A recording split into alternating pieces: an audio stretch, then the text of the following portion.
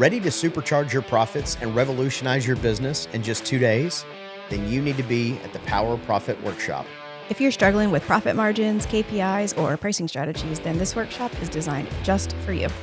And leading the charge is none other than the virtual CFO herself, Deese. She brings the strategies, tools, and hands-on guidance to help you master KPI tracking, benchmark setting, and team accountability. But this isn't just another sit and listen event. We're rolling up our sleeves and getting real work done so that you leave with actual tools and strategies that you can implement immediately. Plus, I'm bringing in other industry experts to help you crush your goals. And because you're a loyal Freedom Blueprint podcast listener, you get a special discount. You're going to use code FREEDOM at checkout to save on your registration. Seats are limited, so don't wait. Go to powerprofitworkshop.com and grab your seat today. Let's make more money faster. See you at the Power Profit Workshop. That's powerprofitworkshop.com to get registered. The mantra of this podcast is your team needs to have fun. To perform at their highest level, to get them booking above 90% of their phone calls, they need to have fun. And sometimes we get caught up in the minutia of what we do. We forget that it is fun. We forget that it is absolutely heroic what we're doing, and it's fulfilling. If your team isn't feeling that way, whose fault is that? We all know the answer to that question. It's my fault. It's your fault. It's every business owner's fault if there isn't fun going on inside that organization, inside the four walls of your building.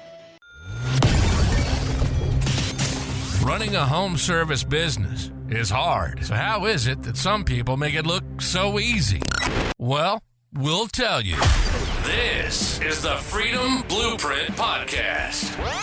It's always good to hear the wins that successful contractors have. But have you ever thought that the best advice would be to hear about the speed bumps they encountered, the mistakes they've made along the way? We're going to talk about the good, the bad, and the ugly.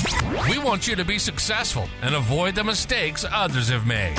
Let's get this party started. Welcome to the Freedom Blueprint Podcast. Now your host, Deese. Welcome to another episode of Freedom Blueprint Podcast, and we are hanging out today with Brigham, the CEO and founder of Power Selling Pros. Now, I'm guessing if you follow this show, listen to the show on a regular basis, you know who Brigham is.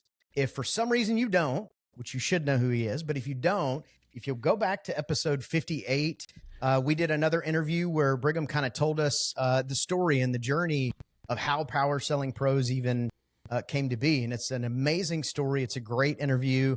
So please, definitely, if you haven't checked it out, go check it out. But Brigham, thanks for being here, man, and hanging out. My pleasure. Thanks for the opportunity. Thanks for inviting me back. Shoot, yeah. See, it went so well. We're like, let's do this again. So, I wanted to talk about, when I asked Brigham to come on, in my head, I was thinking, what is it?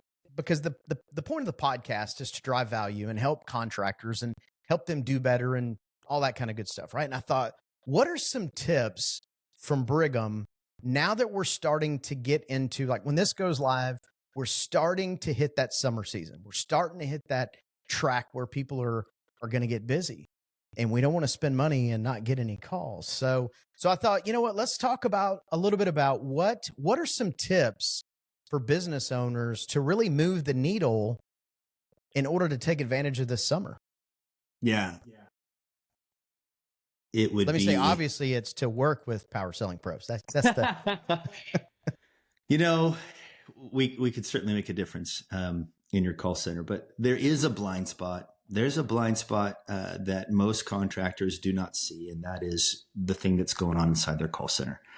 There's a lot of reasons why we don't spend as much time in our call center. It's because when we first started, chances are we were a tech, right? We were a tech or we were a comfort advisor, and we got to the point where we were super confident. We felt like we could do this on our own, and we left and started doing it on our own. And then we hired other techs, and then we trained them to do what we do. And it's so much fun, right? It's all a ball. The call center's not so much a ball. And so as a result, you don't spend time in there. And when you don't spend time in there, they tend to leave a whole lot quicker. They stay for a few months, and you're wondering why you continue to have to interview people in on that job. And you decide that the job's just not fun. And that's just a mistake. It's just a major blind spot. But before the show started, you and I were talking about Tommy Mello. We trained Tommy Mello, A1 Garage Door. He's got over 60 CSRs. Last year, we got him up to 89%. He went and he was at a roofing conference, and he explained that he was not ever going to be under 90 again. When he said that on stage, I was like, gulp. Okay. No pressure. You've got over 60 CSRs, Tommy. And I'm sitting there in the audience going, wow, okay. Well, luckily, we're at 92 right now, which is fantastic. What does that mean, though? Well, when Tommy did the math, each percentage point, in other words, when it comes to his call conversion, if he goes up by 1%, that equates to an extra $3 million a year. 1%. 1%. So when he was essentially what he was saying was, I'm at 89. I need to be above 90. He said, no way in heck. I'm scrubbing this for you. Right? No way in heck am I gonna be below 90 next year. Of course, we get above 90. We're at 92. And what does that mean to him? That's an extra, 3%? That's an extra $9 million. Now, when we look at that, we might say, that's Tommy, right? And these numbers, they're so big, so massive, I can't even understand them. Okay. I'm working with Brigham at Power Selling Pros. You know, it's weird because I started working with him about 10 years ago. And every time I've stopped using Power Selling Pros, our booking rate goes down. Right now, I'm proud to say it's 89%. Now listen, I want you to do some math with me. 89%. Next year's goal is 95%. There's no way in hell we're not doing 300 million. Follow the math. Follow this. I just get so excited because of the coffee. Every percent at $3 million. You following me? 1% equals 3 million. That's how we get to 300 million. So if we go up 6%, what does that equal? $18 million, right? I just found $18 million in my call center. The math, it's a certainty. Now our cancellation rate's 8.2%. If I get that down to 5%, because you're going to get some cancellations, that's 3.2 times 3. You're coming out with about $9 million, right? 9.6. So I add the 9 to the 18. I just found $27 million in my call center. This is the number one thing that I see home service companies fail at, is their contact center. Let's take a step back to the same math for a company like Chad Simpson Salute. Chad's been speaking with me at each of the Lennox Lives that we've been going to this spring. And he was at, his top line revenue last year was 21.5 million. He's on track this year to do 28.5. Massive. Doing really, really well. So he started doing the math and he's like, okay, if I take my top line revenue last year, 21.5 million, times it by 0.01, get 1% of my top line revenue, that's $215,000. And he said, okay, so where were we when we first started? Well, his call conversion, according to Service Titan, was at 42%. We thought that was off. So what did we do? First thing we did is we made sure that they were classifying the calls properly. And sure enough, they weren't. So we reclassified the calls and he was at 60%, not 42. All right. So we created a real benchmark to start out with. Okay. We're at 60. Well, today he's at 91. Okay. So 90 take away 60, that's 30 percentage points. You take 30, you times that by $215,000. That's an extra $5 million. And he went back, looked at all his numbers. He said, dude, that's an accurate number. $5 million. So, well, and it's the same, it's the same dollars that he's spending for marketing. And so many contractors now are struggling in the marketing department, and it's the same number of calls coming in. So yeah, that's fantastic. Yeah. If you increase your call conversion, you might be able to lower your marketing investment. Now I realize that every digital marketing company in the industry listening to this podcast, they just really upset. They just cringed. Like, what are you guys doing? No. I'm turning this podcast off. No, the truth is if I can book more calls that are coming in, I don't need as many marketing leads. Right. And I promise you that most reputable digital marketing companies are cheerleading this, because when they generate a phone call, the contractor may complain about that phone call. They might say, oh, that lead's terrible. They just want a ballpark price. They just want to know what your charge come out. They just want to talk to a technician, right? They're complaining about that lead, and the digital marketers having to explain that that's actually a lead. You know what, you guys? I'm here to help you out. The truth is that everyone that calls in, look, here's the qualification. You ready? Can they fog a mirror? If they can fog a mirror, it's a lead. It's a lead. And a lead is a lead is a lead. Call comes in. That means you have an opportunity to fill your schedule. All right. Let's say it's an advertiser that calls in. You might say, oh, that's not a lead. Of course it is. Mr. Advertiser, I'm so glad that you called in. We tend to work with those who work with us. If I go back to my boss and tell them that yet another advertiser called in, wanting to sell them something, guess what? They're not going to take this call. But you know what? I'm here for you. I want to provide a pathway for you to be successful. Very simple onboarding idea here. We have a club membership. It's awesome. You got a home here in the marketplace? Love it. Okay, so we come out in the spring, we come out in the fall. We make sure it's running at peak efficiency, your system, right? That artificial comfort inside your home, it doesn't come that way outside. You know that the minute you step out the door. We make that happen regardless of how hot or how cold it is, right? That's what preventative maintenance does.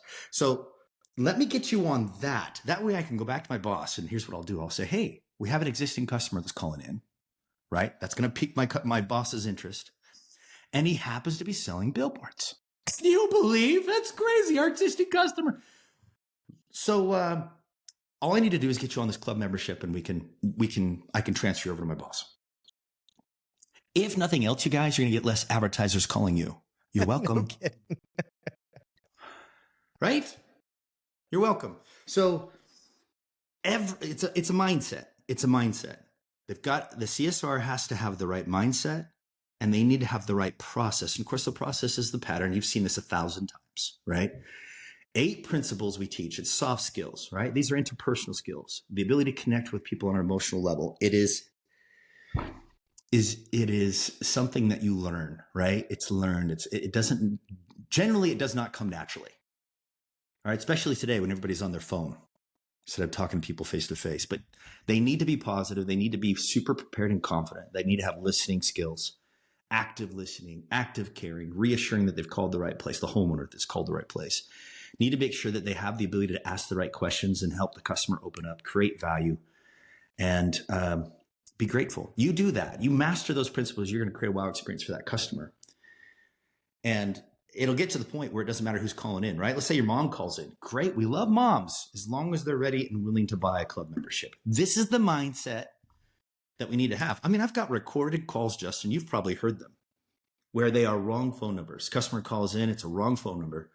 And by the time we're done, we've booked that call. We've wowed that customer. It is a mindset. So the biggest blind spot inside of any contracting company is that they're not spending near enough time in their call center. Yeah, I would agree with that. And I don't remember when we first started working with you guys. But it's been a number of years ago, more than 5, probably more than 7. But the CSRs that we still have on the team, they still have those at their desk. The pattern of excellence, which is great. And I think what happens too, and I'm sure you'll agree with this, but as you go through that and as they become more confident in what it is they're doing and answering the phone and getting the questions, they start to have more fun. Mm-hmm. So now the example that you just gave, I think for anybody who doesn't enjoy their job or is not having fun, they hear that and they go, "Oh, I don't want to be like that." But if you like what you do and you're having fun, it becomes a game and it's fun. And you're like, you know what? I kind of hope a customer calls and means to call Pizza Hut, because I'm going to see if I can order the pizza for them and have a tech bring it out to them and go ahead and do a tune-up while we're there. Like, they start to turn it into a game and have fun. And I think that's a lot of times what we forget is that, man, when they have the confidence, they ultimately end up having a good time. They have fun. And these challenges or these bad calls, as a lot of people like to call them, become just an opportunity for them to wow in such a way that they're like, I mean, I got to work with this company. Yes. I think you've uncovered the mantra of this podcast.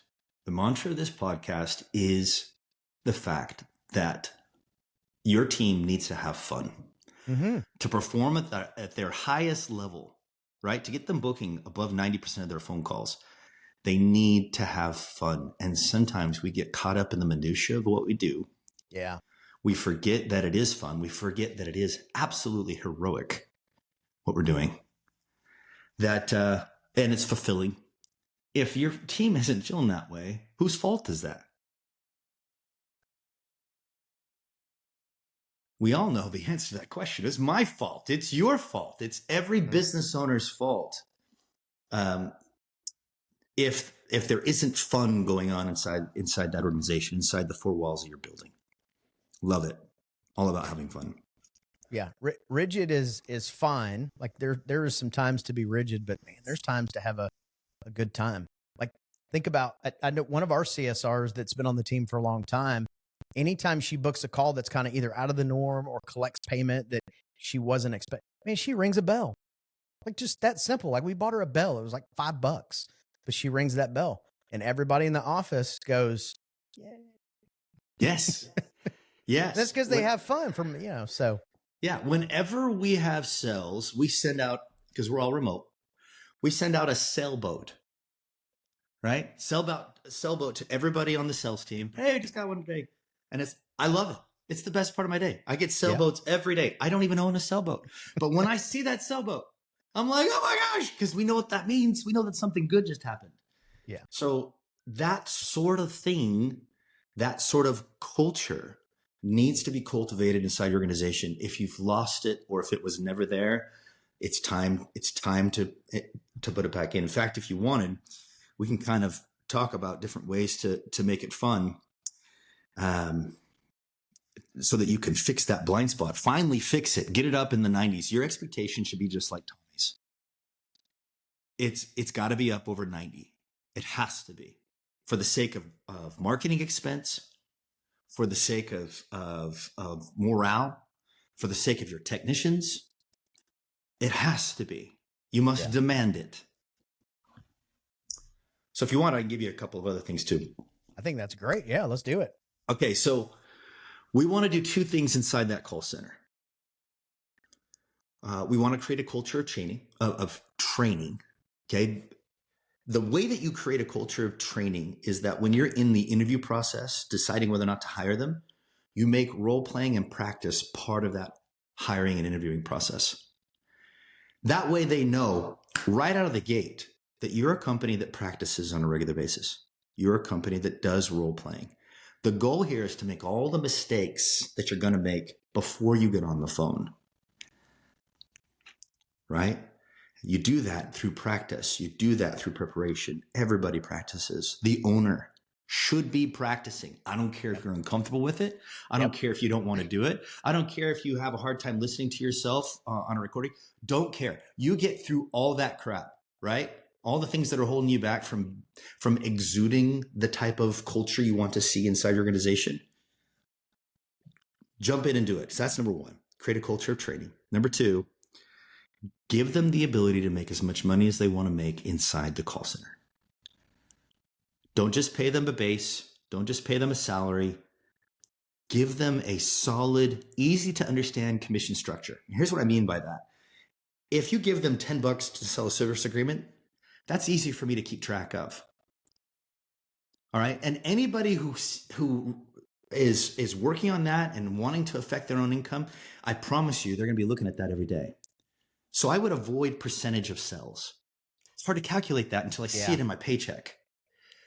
But if it's $10 for a service agreement, say we start doing other creative things, right? Say, for example, we have a homeowner that constantly calls in for heating and cooling, but never once for plumbing. Well, that's an opportunity there. If I book that appointment for plumbing, in addition to the heating and cooling call, would you not pay me for that? Of course you would. How much do you spend on marketing to make the phone ring? If I have a CSR that's hustling in there and books a second appointment, and side note, you guys, make sure that you're not sending plumbers and techs out at the same time. You don't want to overwhelm the customer with a bunch of guys from your office into their house. 2 separate appointments, book them. If I book 2 separate appointments, if I get 2 appointments from one call, I should be compensated for that. And keep it simple. call it $10. We love text set leads, right? We love it when text set leads for Comfort Advisors. It's our best, highest closing ratio historically, right? Across the board. Doesn't matter the company. Why aren't we having CSRs do the same thing? Hey, Mr. Jones, I'm looking at your notes. I noticed that we've been servicing that system for the last 12 years. You've gotten some great life out of it. Have you ever considered replacing it? If I book that replacement call in addition to the service call, would you not compensate me for that? Of course you would. $10. Keep it simple, real simple, easy for me to do the math. That way I can just kind of keep track the whole day long. And it's funny how you get what you focus on. So what are we doing in there? We do two things. We create a culture of training. And in so doing, we set the expectation for what we're looking to hear over the phones. And then we give them the ability to make as much money as they want to make right there. Here's what's going to happen. They're going to stay there longer, and they're going to stay there in that role because they can make as much money as they want to make now. Now, the other thing you've got to do is utilize the technology, right? Everybody has been recording CSR calls for years, which is great. But we're getting to the point now where we have the ability to see the end result. In other words, what was the total revenue generated from that sell that the CSR had to do with, right? CSR was involved. They booked the call. They wowed the customer. They may have booked an extra appointment or two. And the end result was that much revenue. Wouldn't it be cool to be able to see the revenue that was generated per CSR? Well, the crazy thing is that technology is coming out. Searchlight's doing it. There are other companies, I think Lace, that are working on it. Every AI company, including Zyratalk and Avoca and so on and so forth, they're all working really, really hard to get this type of information out.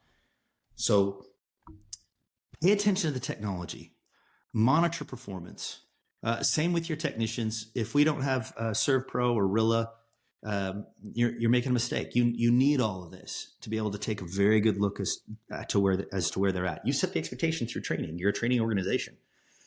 Step 2 of that is to make sure that you're tracking all of it and that the expectation is being met and succeeded or exceeded. I think that most contractors, I don't know of any contractors really, once you get to be a couple trucks, and depending on what software, we all record calls.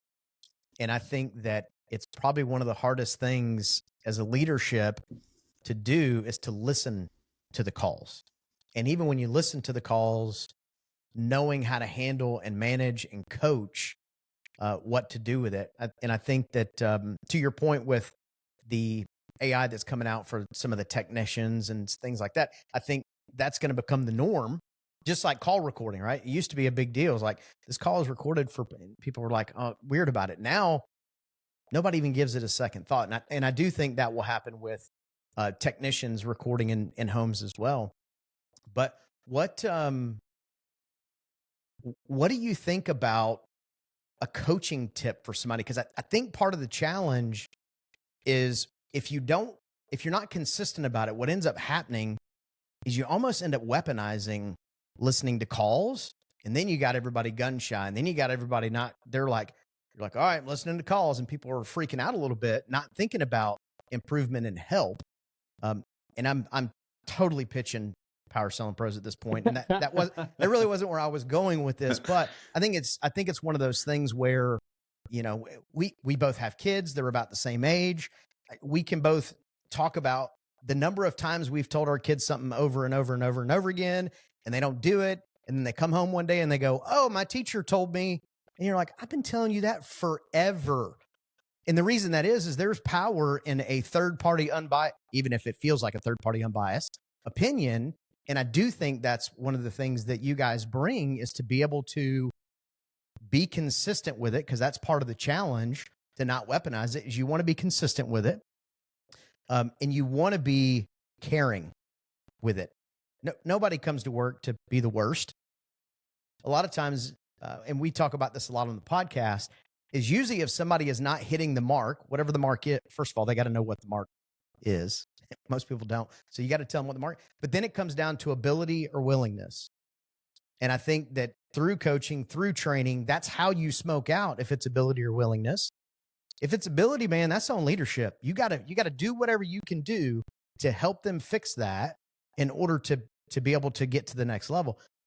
Obviously, if it's willingness, we all know there's really not a whole lot you can do with that. So you probably should think about upgrading and things like that. But again, to your point, I think that's you've got to be listening to those calls and you've got to be coaching on them. And I think that's what most owners or leadership miss because it is tough. It's hard to do. Yeah. I had the opportunity to interview Ken Goodridge a few weeks ago at a summit in Phoenix. It was so cool. It was amazing, the group interaction that we had. But one of the things Ken said was he couldn't get past 5 million until he started sitting in his call center and staying there on a regular basis. He said it was really, really hard because that's not his background, but he had to do it. He had to. Didn't know where Ken Goodridge is at now. But that's what he needed to do. He needed to fix that blind spot. It can't just be good anymore. It has to be excellent. You know, I was talking to Chad Simpson. In fact, we talked about him earlier in the podcast. He is probably one of the best technician trainers I've ever seen. In fact, he has, those local schools in Ohio that do tech training and such. Well, he does that part-time. The guy he does very well. He doesn't need to be training technician, but he does it because he loves it. Right. And he has come to the realization that he does not love training CSRs the way he loves training techs. And so he is simply, in fact, at Lennox Live last year, he stood up. It was weird because he pretended like he had a question. So we gave him the mic and he stands up, turns around and begins to address the entire group, basically admitting the fact that he is not good at training CSRs and that he's going to hire us independent of the price, which is why I had him speak this year with us. I was like, hey, you know what? He's going to do it anyway. So the truth is that if you are not going to spend, it's kind of like, you know what? You and I were talking earlier about how your wife is doing bookkeeping. Why is she doing that? Because people don't like to do it. Right. It's not fun. It's not fun for them. Okay, great. Did you get into business to have a job that you don't like to do? Of course not. Okay, cool. What you do is you keep the things that fulfill you, those tasks that fulfill you, right? You double down on those because why? You're the boss. You have the opportunity and the ability to do that. That also means that you also have the opportunity and ability to delegate out the things that you don't want to do or don't like to do. So yes, if in your heart of hearts, you know you're not going to do this, you're not going to create this culture, then by all means, absolutely give us a call. I'm so as you're saying that, I'm trying to think of any contract because you said it earlier. You went through the typical life cycle or startup cycle of a home service business, which is I was a tech somewhere, decided I would do it on my own. Rarely. And I say rarely, I can't think of one example. And I was trying to think of one. Somebody like, well, I was a customer service rep at a plumbing or AC company, and I decided I'm going to go do this on my own. And so I can't think of one. It doesn't happen. It doesn't happen. Now, I have seen people inside the call center become comfort advisors, and that's cool. And I had a CSR that went through the training program and she approached me after I spoke at an event. She said, hey, did you know that I'm a comfort advisor now? Well, that's freaking awesome. Yeah. Right. She's mastered these interpersonal skills found in the pattern for excellence that we teach on a regular basis to the point where she's now able to move systems. Love that. And think about the financial impact for her and her life and her family. Exactly. I mean, that's amazing. And for that business owner who has allowed her and has invested in her to go through this training. Now she's going to be there. Like she's there. She's not leaving for a couple more bucks to go down the road. Okay. I love that you brought that up. Let's talk about that for just a second. But let me take a step back about cycles. You know Jim Henshaw? Yes. He's been on the show a couple times. Phenomenal guy. Mm-hmm. Sage in our industry. Okay. Unless you are a couple of marbles short, you won't appreciate a man like this. Okay. You will appreciate a man like this. I'll switch that. Right? You will, unless you're not well, you will appreciate this guy. When he speaks, the moment he speaks, stop everything, turn off your phone and listen, and you will learn something. It will change your life. That's who Jim is. Okay. So several years ago at an event, he jumped up on stage in a technician uniform. And he began to explain that first cycle of when you first start your own business and so on and so on. I bet you could imagine Jim's energy, right? He freaking crushed this. He was there for 2 minutes. He runs off the stage. He comes back on in this nice, just a button-up shirt and some slacks. And he begins to explain the second cycle, right? So first cycle is your goal is to gain freedom over your finances, right? You want to make money because trust me, when you start a new business, you're taking a step back. Right? And business owners know that. But if there's anybody else like a technician or CSR listening to this, know that you will be taking a step back, right? Yeah. It's going to be a painful step back. There are a lot of other ways to make money, easier ways to make real estate, stock market, even though it's not doing very well right now. I'm telling you, you can save your marriage by not doing this. Okay. A lot less variables in other ventures. Exactly. So bottom line is when you start your own business, you take that step back and you gain financial freedom over time as you build up that company. But what you will do is you've built yourself a job. That's the first cycle. Yep. Congratulations. You've built your own job. All right. Instead of doing it for somebody else, you're now doing it for yourself, but you're still working 80 hours a week. You're trapped, bro. Right. So what's the second cycle? The second cycle is even though you're making enough money, you've got that nice Ford Raptor outside. You can't leave. You can't leave. You have no freedom over your time. So how do you transition to the next stage? And I loved it when Jim came running off the stage in between the second and third cycle. He had a little bit more energy 12 years ago. And it comes back on in this like 3-piece suit, and he's talking and he's explaining, and you're like, okay, cool. He's legacy building. Everyone on this podcast that is a business owner, our goal is to get past the first 2 cycles. We gain freedom over our finances, we gain freedom over our time, and we get to the point where you start building a legacy. How do we do that? Well, what we do is we take every department, especially inside our call center, as well as our field staff, and we choose today to make it an incubator for leadership. This is where my leaders are coming from, especially these 2 departments here. Okay. How do you cultivate leaders inside a department? Well, you provide training on a regular basis and you give them the ability to make as much money as they want to make. You see, you help the short term, right? You've got a short-term gain in that you make more sales. You keep the board full, right? If calls aren't coming in, CSR is very proactive to call out. They're taking ownership of their job. And then what you do when you see somebody taking ownership of their job, you give them more responsibility and the opportunity to make more money. This, my friends, is legacy development. This is us working towards that third cycle that Jim Henshaw demonstrated so perfectly. The best part about this is that there's a 4th cycle, and Jim runs off the stage. He comes back on in Bermuda shorts and a nice button-up shirt, right? He exited. And you guys, everybody exits. Guess what? You die, you exit. Okay. Everybody either exits. way, you're exiting. Yeah. By choice, not choice. Yes. So you've got to be proactive there. And you've got to recognize those 4 cycles. And you need to be able to look towards those and decide where you want to be and when you want to be there. Right. So it was just so great to be able to see that visual, Jim not only gets it, he's been getting it forever. Right. Yeah. And I'm sure he's impacted you and he's impacted me. Listen, I've got his book sitting over here on my desk.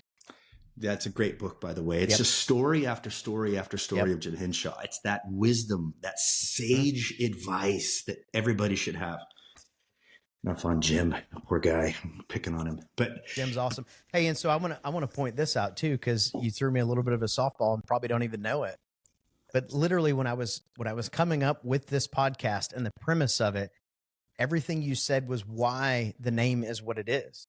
It's Freedom Blueprint, because so many of us get into business for that one thing, and quickly it's the first thing we lose. Mm-hmm.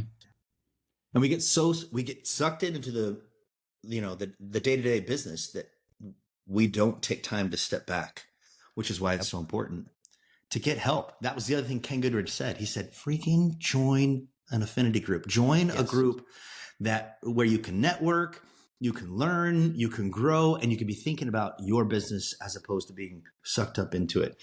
So you're so right. You're so right. Well, killer, man. I know you got a ton of stuff to do, but I want to give an opportunity if you have kind of any last thoughts that you want to leave the audience with. Yeah. So look, guys, our mantra today has been fun. So in a moment, I'm gonna share a story about fun. But before I do that, if calls aren't coming in, okay, if calls are coming in, you're 90% booked tomorrow, you're 80% booked the next day, you're 7% booked the next day. That's great. No need for inbound calling or for outbound calling. Right. But if you're at 50% tomorrow, 70% the next day, and 30% the following day, we need to hustle today. We need to make phone calls today. Now, if you're teaching your team to offer club membership on every inbound call, emphasis on every inbound call, they will get really comfortable saying, hey, Mr. Jones, I'm looking at your notes. I know you should have a membership with us. I'm wondering why not. If you do that 3 times a day, it's going to get really easy to say. If calls aren't coming in, you now have the bridge to start doing happy calls and call out. And it's the same process. Hey, Mr. Jones, we were in your home 6 months ago. Got your system working. How's it going? Oh, it's going great. I'm so glad to hear that. I'm looking at your notes and noticed you never were able to get a club membership with us. I'm wondering why not? Now, if you're doing this on every call inbound, you're going to know that there are going to be several who say, I'm not interested. And you'll get used to those no's. But you'll also get comfortable with the fact that you will be getting yeses as long as you keep dialing. Same's true with the outbound calls. Just keep dialing. Keep dialing. It's going to come, right? And there are going to be some situations where the customer says, no, I'm not happy, and no, it's not working, and I'm so glad you called. I was about to pick up. Sweet. Guess what? You just kept your technician On the busy. way. Yeah. Yep. Wonderful. It's beautiful. I mean, things stop working, right? Mm-hmm. That's why we're here. So here's what I want to do. I'm going to give everyone listening to this podcast right now a free happy call script, if that's all right. Absolutely. Okay. So just text, and this number is, it's 385-247-3714. Once again, 385-247-3714. Just type in happy, the word happy, and we'll send you that script. All right. So text happy to 385-247-3714, and you'll get that script. You guys, this is the best script I've ever put together. I had a contractor call me 2 weeks ago when he got it, and he said, holy cow, this is an awesome happy call script. We also talked about where his call conversion was at, where it needed to be, and he realized that he had lost about $1.2 million the year before and wanted to fix it. This is a blind spot, you guys. It's a blind spot. We need to fix it. Whether you do it in-house or let us at Power Selling Pros do it, I don't care either way. With that, let me share my experience last year, 2024. Unless you have any questions or thoughts on that. No, I will say this. The text number you gave, I'll make sure that it's in the show notes for the podcast. And if you're watching this on YouTube, it'll be in that description as well. So that way you can, if you're driving and listening or working out or running, don't feel like you got to stop. It will be there. Yeah. 10 and 2, guys. 10 and 2. Keep your eyes on the road. Yeah. All right. So, last year was my birthday, July 24th. And I was scheduled to go out to Larson Heating and Cooling in Phoenix, Arizona. Awesome. Ooh, rough time to be in Phoenix. Well, it's actually Scottsdale, but yeah, same thing. About Either 120, about Still in the 124 desert. degrees. So, but the food's really good. Yeah. Food's great. Sure. So I was there in Scottsdale. Look, why am I doing it on my birthday? Because I really love what I do. I really love this team. I really, Jared and Jamie are two of the best people I've, that you'll ever meet. Salt of the earth types of people, the type of people that you are so glad to know and just excited for all their success. So I went there and I didn't tell them it was my birthday. Once I got there, I'm training the CSRs, and they come in with this like red velvet cake. singing happy birthday. It was the weirdest thing. I'm like, wait a minute, you're paying me to be here and I'm getting a cake. It's weird. You're like, do I get off today or what's up? We're gonna go hike Camelback, maybe? Like, totally. It was weird. But you know what? I love red velvet cake. I didn't know how she found out that was my favorite cake. I'm sure it was my team or what have you. But trained the CSRs, and then I started answering the phones. Of course, the next day I was going to work with the techs. I'm answering phones, and there's a gal named Sarah that calls in while I'm answering phones. Why do I answer phones? Because, you guys, I'm not going to just train people on how to answer the phones. I'm then going to show them how to do it. Okay? And when I'm in a call center, I don't sit. I'm pacing back and forth. Right? I don't know how anybody else sits. And by the way, it's fun. It's freaking fun. Okay. So Sarah calls in and Sarah says, hey, I've got a system. It's 20 years old. I had just got off the phone with another company. They said they couldn't get the new system out to me for 2 weeks. It's Scottsdale, Arizona. Okay. It's 120 degrees outside. 2 weeks. You gotta be kidding me. Right. So I said, she keeps going, right? You know how sometimes a customer is like, yeah, but this is my situation. I've got 2 daughters and I'm a doctor. My husband's a doctor and we don't have a chance to get home and they're there alone and it's so hot and sweltering inside my house. You've heard all this stuff, right? And finally I just said, Sarah, I've got you. Of course, the CSR manager at Larson's was kind of looking at me, giving me the stink eye. Like, what do you mean you've got her? You've been answering phones for the last half hour and now you've got her, right? She was not happy with this. And so I said, I just kind of waved at her. I was like, it's going to be fine. It's going to be good. It's good. and so I said, hey, look, I'm going to get you out our best technician. We're going to problem solve here. We're going to troubleshoot it. We're going to do everything we can to get it working, right? We'll provide a solution one way or the other. In addition to that, I'm going to go talk to the install team and I'm going to see how quickly we can get a new system installed. I know that a comfort fires still needs to go out, but I want to make sure that we get you a system as quickly as possible. And I'm certainly not going to make you wait 2 weeks in this sweltering heat. So regardless, technician's coming. We've got you. We'll have a new system as quickly as possible. I get off the phone. CSR manager's like, good luck with the install department there. They're as booked as that other company. I'm like, it's going to be fine. Where are they? And she kind of points me in the right direction. I go into this dark room. There's 2 guys in there playing on their computers. Not playing, but like working. Yeah. They seemed stressed. They seemed frustrated that I even opened the door. And of course, first thing I do is, what am I doing? This thing called the pattern for excellence, right? I'm going to listen, care, reassure first. Watch this. Hey guys, how's it going? Listening. And of course, the response was, we're busy. Right. And I'm like, okay, cool. Here's the thing.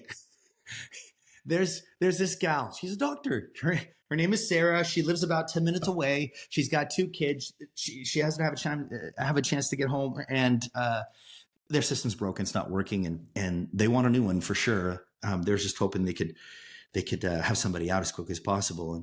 And he's like, well, there's no way. There's no way. And I said, and then I began to describe her situation in a different way, right? Here's the thing. And then finally, as I'm talking, he's just sick of me. He wants me to get out of that freaking room. And he says, well, there's a small window on Friday. Cool. When? In between 2 and something. I was like, cool. Save it. Book it. Done. Lock it down. I leave the room before he can say a word. I run into the locker room where all the technician uniforms are. I throw a technician uniform on. I jump in my rental car, drive out to the customer's home. Jacob, the technician's already there. And he's in his truck. His van door's open. And I walk in. I kind of scare him, right? Like, hey, how's it going? He's like, oh, what's up? And he said, hey, there's no way I'm going to get this thing going. It's 20 years old. It's dead. And I said, grab your tools. He grabs the tools. We go back to the condenser. And I just start talking to him about how amazing he is, what a phenomenal technician he is, how incredible, right? He's like, yeah. And he starts troubleshooting. And within about 10 minutes, I hear this. And he plugs it in. And I hear it. He got the thing going. They brought it back to life. It's a miracle, right? So I took a picture with him and then I ran to the front, knocked on the door. Sarah answers and we were like, oh my gosh. She's like, it's working. I'm like, I know. And we did this almost weird kind of hug type of embrace thing. And I didn't know what to do. And I was excited. She's excited. And she's like, it's amazing. Comfort Advisor went over to her house later on that day, sold her new system for $18,000. It was installed on Friday. You guys, this is fun.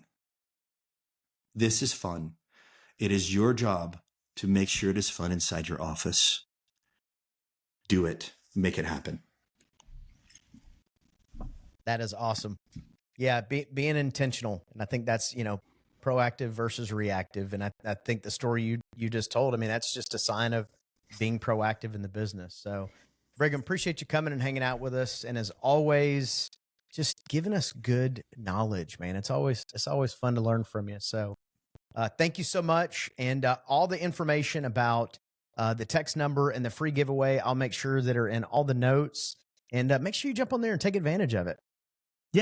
Yeah, definitely. If you want to know more about our services, just go to powersellingpros.com, POWERSELLINGPROS.com. There's a link for a demo there. You can click on the demo and schedule a time that works for you so we can custom build a plan, make it real easy for you to take care of the blind spot in your call center. Awesome, Brigham. Thanks, man. I appreciate it. Appreciate you. You've been listening to the Freedom Blueprint Podcast. Information is useless if not applied. So take what you've learned and go and implement it. We hope you've enjoyed the show. If you did, make sure to like, rate, and review. We'll be back soon. But in the meantime, find us on social media at Freedom Blueprint for Home Services and hit the website at www.freedomblueprintpodcast.com. See you next time.